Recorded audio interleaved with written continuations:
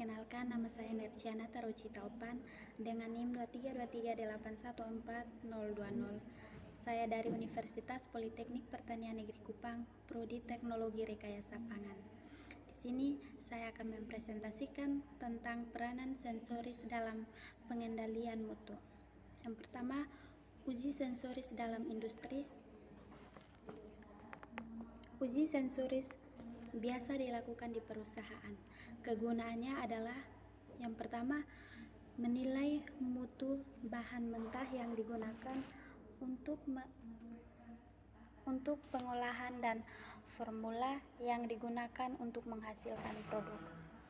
Yang kedua, mengendalikan proses produksi dengan menjaga konsistensi mutu dan menetapkan standar tingkat atau kelas mutu.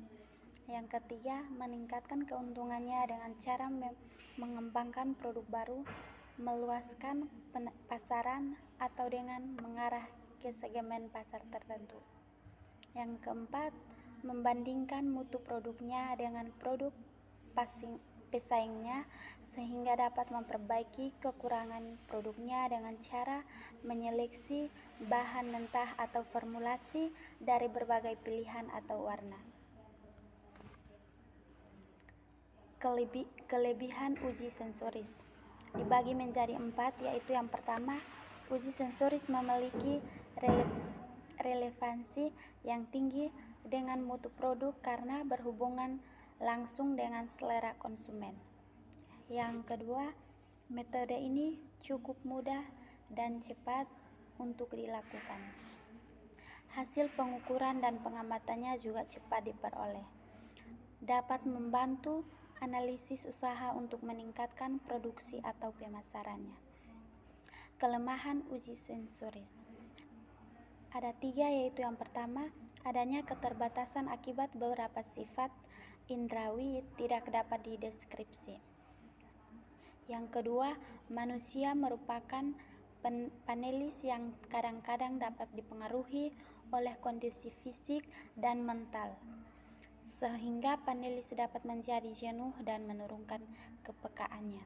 Dan yang terakhir, adanya kemungkinan miskomutation antara manajer dan panelis. Hal-hal yang harus diperhatikan, yang pertama, merencanakan tujuan uji dengan benar,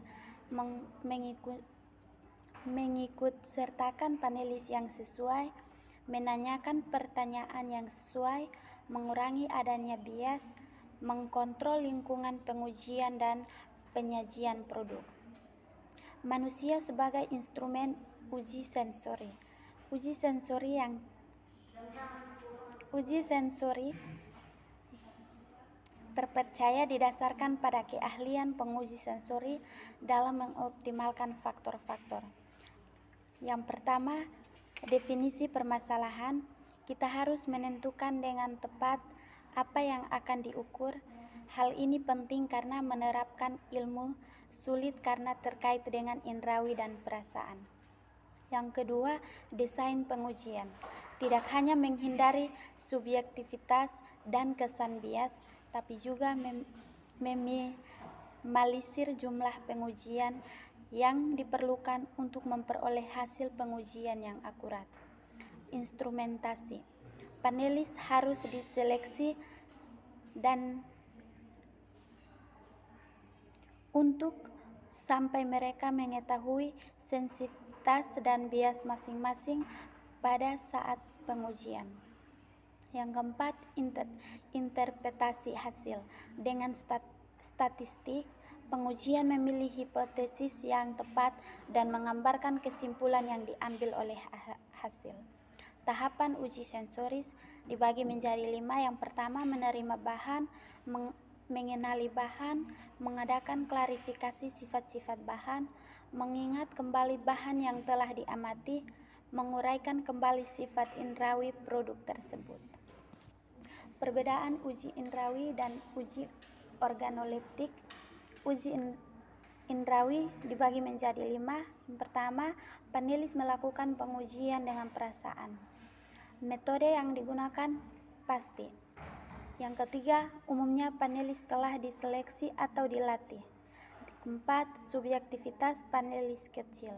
Dan yang terakhir, dilakukan dalam bilik pengujian dan data dianalisis dengan metode statistik. Adapun uji organoleptik dibagi pula menjadi 4. Yang pertama, panelis cenderung menilai berdasarkan kesukaan. Yang kedua, panelis tanpa latihan sebelumnya. Yang ketiga, panelis umumnya tidak melakukan penginderaan berdasarkan kemampuan. Yang keempat, dilakukan di tempat terbuka diskusi antara panelis selama penginderaan.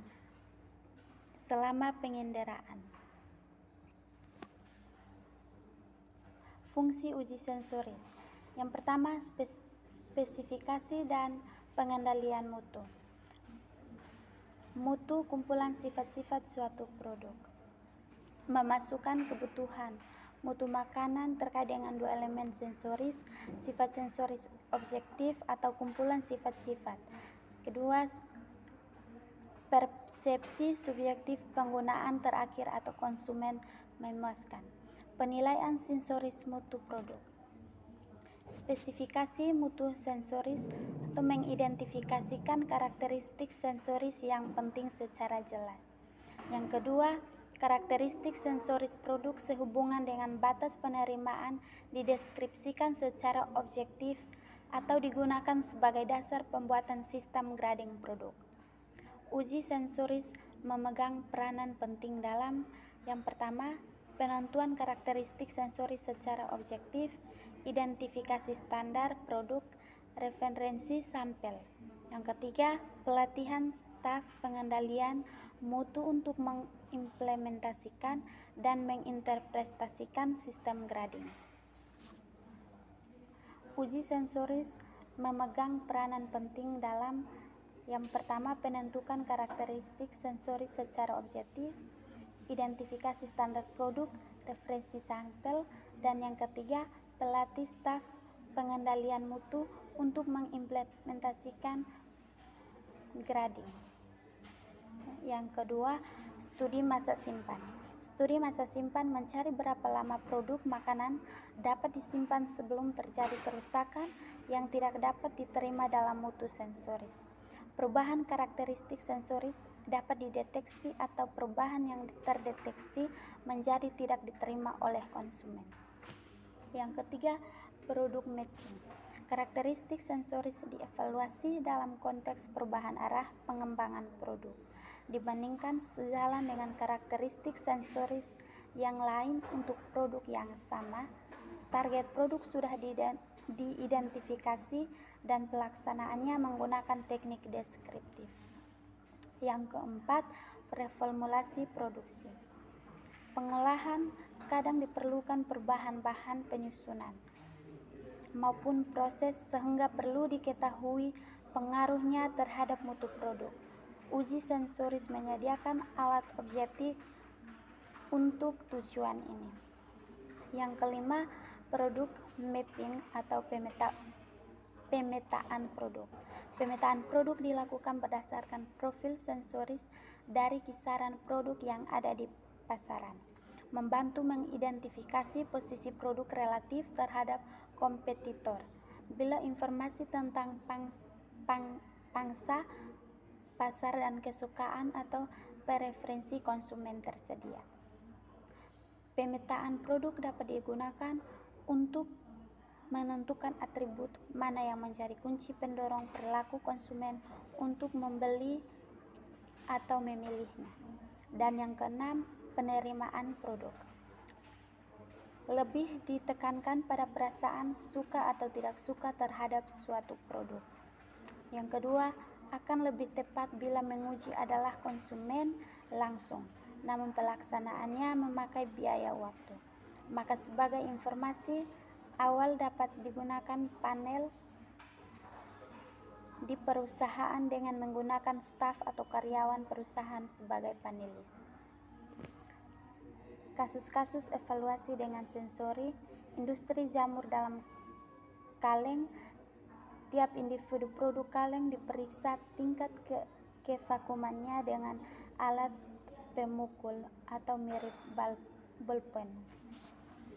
Penulis memukul tiap kaleng menentukan cukup tidaknya tingkat kevakuman dalam kaleng, sehingga menimbulkan frekuensi panjang gelombang yang khas karena tingkat kevakuman tertentu akan memberikan bunyi yang khas pula jika kaleng tersebut dipukul. Penulis dilatih dalam waktu yang cukup lama, sekitar 10 bulan, dan dicek secara rutin kemampuan pendengarannya untuk membedakan tingkat kevakuman kaleng tiap 3 bulan. Yang kedua, panelis diakui jika tingkat kesalahan dikurang dari 5%. Kasus pemeriksaan isi pada minuman botol. Evakuasi sensoris ini berupa pengamatan visual terhadap semua produk. Pada tahapan proses pembuatannya, setelah penutupan produk dilewatkan pada lampu yang terang dan karyawan melihat secara visual terhadap parameter mutu, kecakupan, pengisian, dan adanya tanda asing dalam botol. Yang ketiga, kasus pemeriksaan visual pada industri pencetakan kemasan pangan. Kecepatan pencetakan sekitar 10-20 kali per detik dan berjalan kontinu. Karyawan pengamatan visual dilatih untuk mampu membaca dan melihat kesalahan yang terjadi pada produk kemasan yang dihasilkan dalam kecepatan seperti di atas, sehingga kesalahan atau cacat dapat segera diatasi secepat mungkin. Terima kasih.